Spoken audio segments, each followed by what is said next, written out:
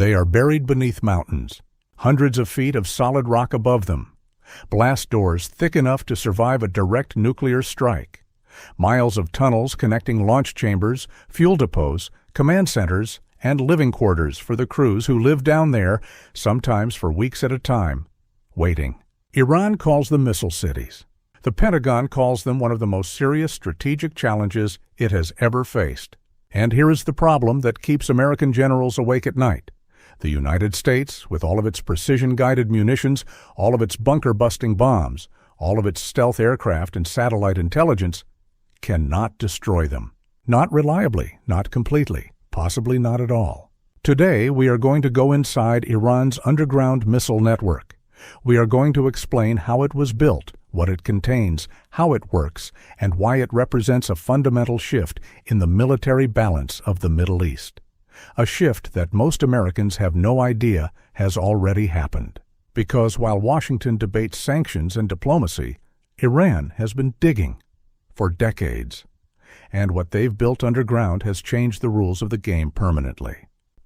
To understand Iran's underground missile cities, you have to understand the lesson Iran learned in the 1980s. The Iran-Iraq War lasted 8 years, from 1980 to 1988.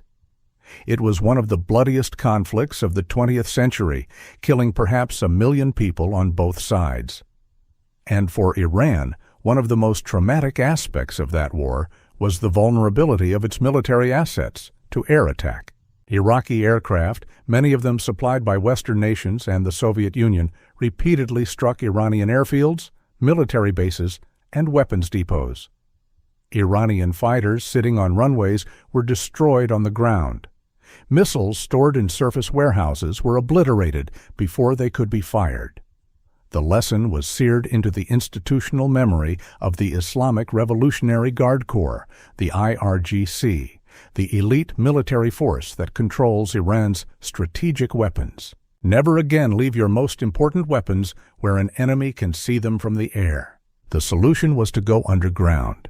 Iran began serious tunnel construction for military purposes in the late 1980s and accelerated dramatically through the 1990s and 2000s. They brought in expertise from North Korea, which had been building military tunnels since the Korean War, and developed indigenous engineering capacity of extraordinary sophistication.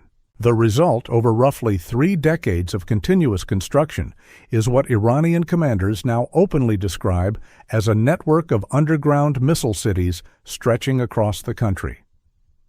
The IRGC Aerospace Force has publicly revealed portions of this network in carefully staged propaganda videos, showing tunnels wide enough to drive trucks through, rows of ballistic missiles on mobile launchers, and launch crews standing at attention. What they haven't shown, and what American intelligence has been trying to fully map for years, is the complete scale of the network. Estimates vary, but analysts at the Foundation for Defense of Democracies, the Center for Strategic and International Studies, and former U.S. intelligence officials who have spoken on background suggest the total tunnel network runs to thousands of kilometers. Not miles. Kilometers. Thousands of them. Spread across multiple mountain ranges, beneath cities, beneath desert plains, connected by roads and rail lines that exist entirely underground. This is not a handful of hardened bunkers. This is an underground country within a country. Let's talk about what's actually inside these facilities. Iran's missile arsenal is the largest and most diverse in the Middle East. It has been built over decades with assistance from North Korea, China, and Russia, and increasingly through domestic development that has made Iran one of the world's most capable missile-producing nations. The missiles stored in these underground cities fall into several categories. Short-range ballistic missiles, weapons with ranges up to 500 kilometers, are the workhorses of Iran's arsenal. The Fateh 110 family of missiles, solid-fueled and highly accurate, can strike targets throughout the Persian Gulf region, U.S. bases in Qatar, Bahrain, Kuwait, the United Arab Emirates. Iran has hundreds of these missiles, possibly thousands. Medium-range ballistic missiles extend Iran's reach to 2,000 kilometers or more. The Shahab-3 and its successors, the Ghadr and Ahmad, can reach Israel from Iranian territory. They can reach every American base in the Middle East. The more advanced variants have demonstrated accuracy sufficient to strike specific military installations rather than just city-sized areas. The K-Bar Shikan, unveiled in 2022, is a solid-fueled ballistic missile with a range of 1,450 kilometers, and what Iranian state media claims is a highly maneuvering re-entry vehicle designed to defeat missile defense systems. American analysts took this claim seriously. A maneuvering warhead is much harder to intercept than a ballistic trajectory. And then there are the cruise missiles. The Pave land attack cruise missile has a claimed range of 1,650 kilometers. It flies low, follows terrain, and is designed to evade radar detection. In October 2023, Iran fired cruise missiles and ballistic missiles at Israel in a combined salvo that tested Israeli and American air defenses at scale. The results were sobering. The vast majority were intercepted, but not all. And that attack involved perhaps 180 missiles. Iran's underground cities contain the capacity for attacks many times larger. Now here is the critical point about the underground storage. These missiles are not simply parked in tunnels waiting to be driven out and fired. The facilities are designed for the entire missile life cycle. Fuel storage for liquid-fueled missiles, oxidizer storage, maintenance workshops, launch preparation areas. Some facilities are built so that missiles on mobile launchers can drive directly from the tunnel entrance to a pre-surveyed launch point, fire, and return underground. The entire sequence taking less than 30 minutes. In military terminology, this is called shoot and scoot. The launcher appears, fires, and disappears before an enemy aircraft or missile can be redirected to destroy it. Against a fixed base, you can pre-target it and strike it the moment you detect launch preparations. Against a shoot and scoot system operating from tunnels, you have a very narrow window, possibly no window at all. Now let's talk about the engineering. How do you build a facility that can survive a strike from the most powerful conventional weapons the United States possesses? The answer is depth and rock. The GBU-57 Massive Ordnance Penetrator, the MOP, is the largest conventional bomb in the American arsenal. It weighs 30,000 pounds. It is designed specifically to destroy deeply buried facilities. A single B-2 stealth bomber can carry 2 of them. The MOP can penetrate approximately 200 feet of reinforced concrete, or roughly 60 meters, before detonating. Against certain types of rock, granite for example, the penetration depth is somewhat less. Iranian engineers know these specifications. They have studied American bunker-busting capabilities in extraordinary detail, and they have built accordingly. Multiple U.S. officials and analysts have stated publicly that Iran's deepest facilities are believed to be buried at depths that exceed the MOP's penetration capability. How much deeper? The estimates range from marginally deeper, meaning multiple MOP strikes in the same location might eventually reach them, to significantly deeper, meaning no currently existing conventional weapon can touch them. The facility at Fordo, built inside a mountain near the city of Qom, is the most widely discussed example. It is Iran's uranium enrichment facility, and it became a focus of intense international concern precisely because of how deep it is. When it was revealed publicly in 2009, the Obama administration's assessment was that it might already be beyond the reach of conventional weapons. That was 15 years ago. Since then, Iran has continued digging. But Fordow is a nuclear facility. The missile cities are separate, more numerous, more dispersed, and in many cases located in terrain that makes even locating them precisely a significant intelligence challenge. Here is what that means practically. Even if the United States decided to launch a massive strike against Iran's missile infrastructure using every available B-2 bomber, every available GBU-57, it could not be confident of destroying the deepest facilities. It might destroy some of them. It would almost certainly miss others. And the missiles in the ones it missed would still be available to fire. Let's walk through what a U.S. strike attempt would actually look like and where it would break down. The attack begins with electronic warfare. American EA-18G Growler aircraft and cyber capabilities attempt to blind Iranian air defense radars, disrupt communications between surface-to-air missile batteries, and create corridors through which strike aircraft can penetrate. Simultaneously, submarine-launched Tomahawk cruise missiles begin striking known Iranian air defense sites. The S-300 batteries, the Bavar 373 systems, the shorter-range Tor and Panzer batteries that protect key installations. This suppression of enemy air defenses, or SEAD, is the opening move of any major American air campaign. Then come the B-2 stealth bombers, flying from Diego Garcia in the Indian Ocean or from Whiteman Air Force Base in Missouri. A 30-plus-hour round trip that requires multiple aerial refuelings, but keeps the bombers themselves out of range of Iranian ballistic missiles. Each B-2 carries 2 GBU-57 MOPS. The initial wave might involve 6 to 8 bombers, 12 to 16 penetrating bombs against the highest priority targets. What happens next is where American planning runs into hard physical limits. For a tunnel facility built into a mountain, a single MOP strike at the entrance creates a crater and collapses the tunnel opening. It does not destroy the facility inside.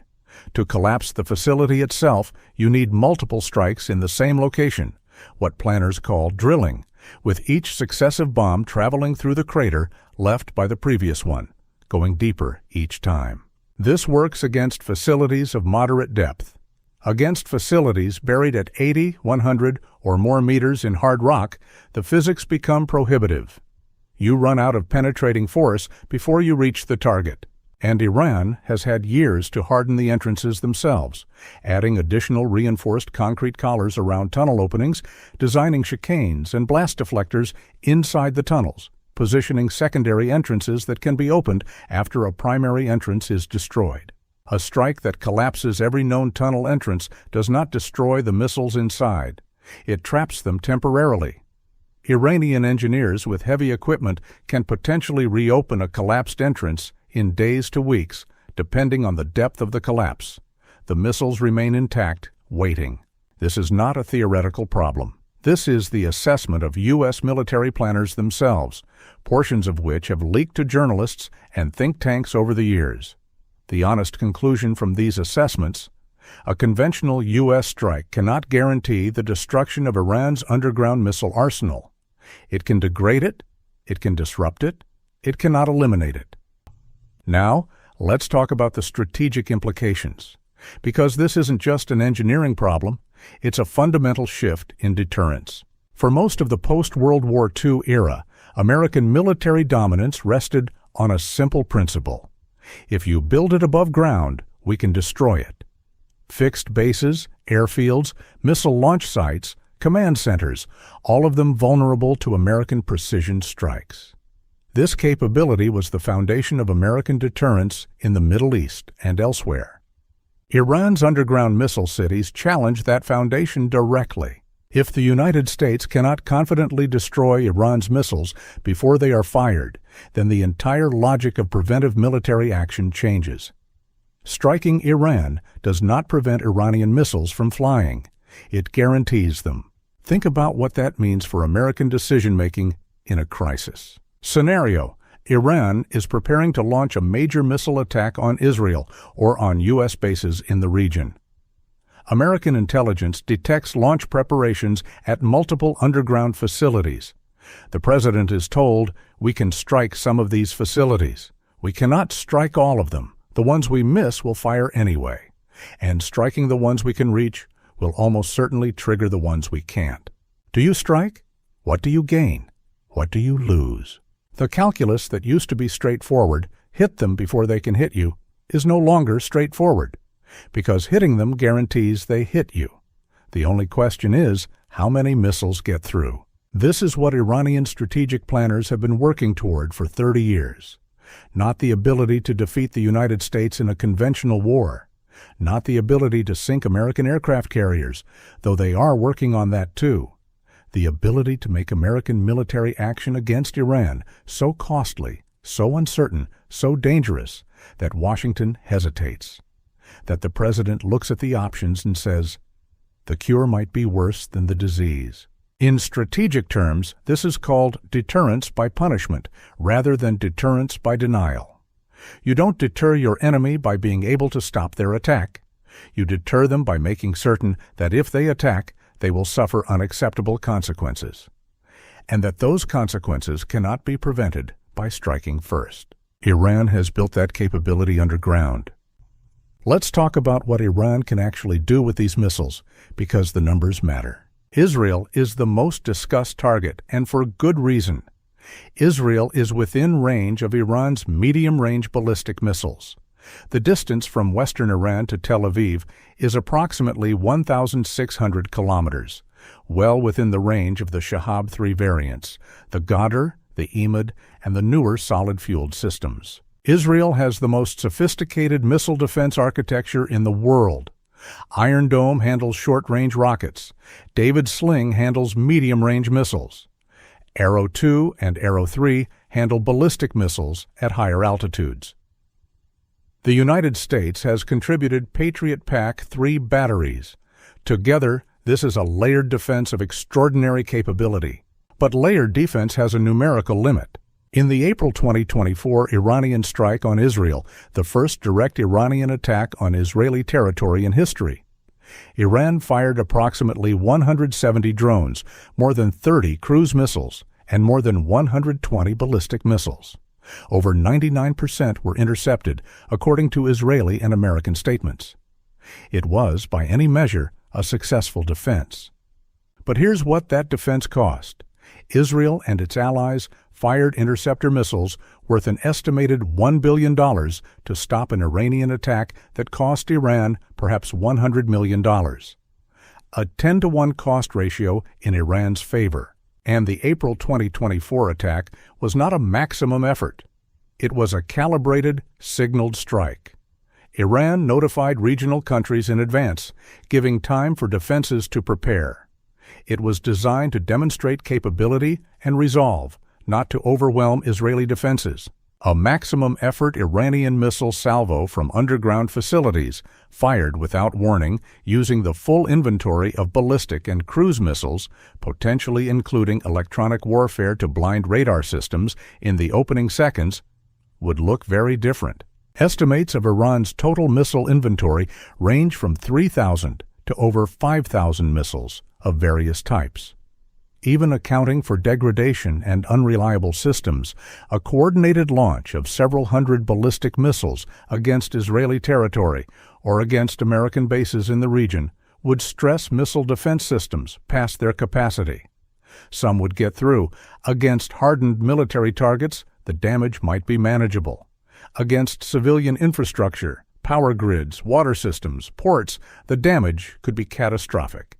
And American bases in the region are, in some ways, more vulnerable than Israeli targets because they are larger, more fixed, and more dependent on infrastructure that cannot be quickly replaced.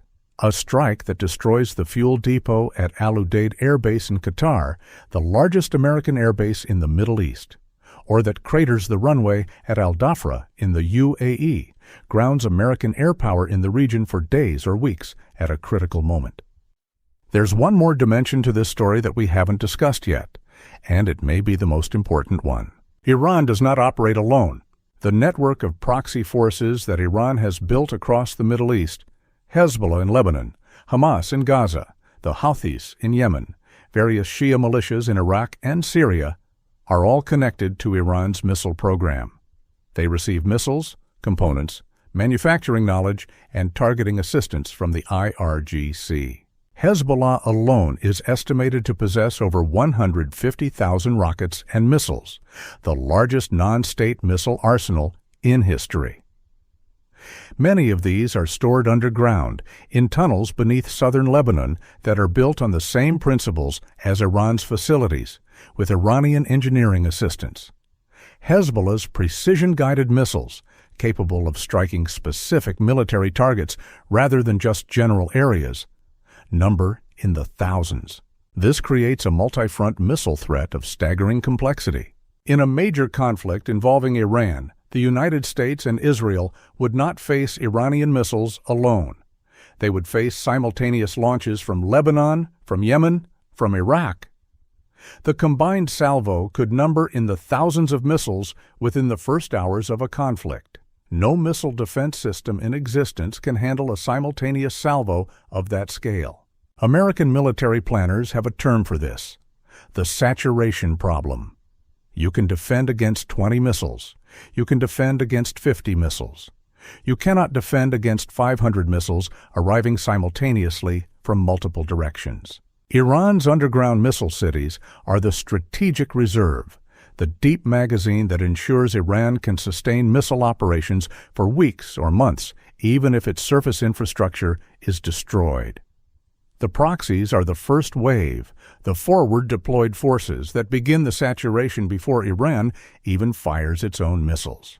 Together, they form a missile warfare system of extraordinary sophistication, designed deliberately and carefully to defeat American and Israeli defenses.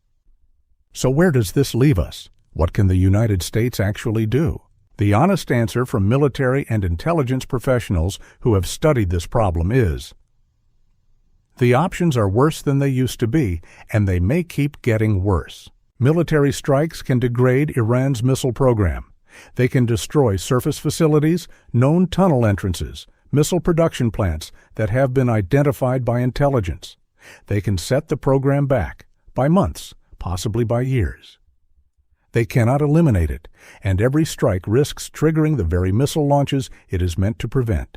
Sanctions and economic pressure have clearly not stopped Iran's underground construction. The tunnel network was built largely during periods of severe economic sanctions. The IRGC treated the construction as a national security priority that overrode economic constraints. Doubling down on sanctions is unlikely to reverse what has already been built. Covert operations, sabotage, cyber attacks, targeted killings of key scientists and engineers have slowed Iran's nuclear and missile programs at various points. The Stuxnet cyber attack, believed to have been a joint U.S.-Israeli operation, damaged Iranian uranium enrichment centrifuges in 2010. Numerous Iranian nuclear scientists have been assassinated, almost certainly by Israeli intelligence. These operations impose real costs. They do not solve the underlying problem. Diplomacy, a negotiated agreement that limits Iran's missile program in exchange for sanctions relief, has been attempted and has failed. Iran has consistently refused to include its missile program in nuclear negotiations, treating missiles as a non-negotiable national security asset. Given what you now know about what those missiles represent strategically, Iran's refusal to negotiate them away makes perfect sense. And so the underground missile cities remain. They grow. They fill with more missiles, more sophisticated systems, longer-range weapons, more accurate guidance. This is the strategic reality that American military planners face in the Middle East, not the Iran of 30 years ago, which could be threatened with air power and would have to calculate whether its exposed military assets could survive. The Iran of today, which has buried its most important weapons where American bombs cannot reliably reach them. The question is no longer whether Iran has a credible deterrent against American military action. It does. The question is what the United States does about a deterrent it cannot bomb its way through. That question does not have a good answer, and the people whose job it is to find one know it. We've gone deep today, literally and figuratively, into one of the most complex military problems the United States faces. Iran's underground missile cities represent decades of strategic patience, engineering ingenuity, and clear-eyed calculation about what kind of military capability actually deters a superpower. Not aircraft carriers, not tanks, not air forces that can be destroyed on the ground. Missiles, buried, waiting. The world's most powerful military cannot bomb its way out of this problem. That is a sentence that would have been almost unthinkable 30 years ago. Today, It is the working assumption of American military planners. If you want to understand what happens when those missiles actually fly, how Iran would target American destroyers in the Persian Gulf, how a coordinated Iranian and Hezbollah strike against Israel would unfold, or how the United States might actually strike Iran, knowing the missiles underground will fire back. Those are exactly the scenarios we're covering in the coming weeks. Subscribe now, because understanding this isn't optional anymore. Naval Power, because the ocean is where the next war begins.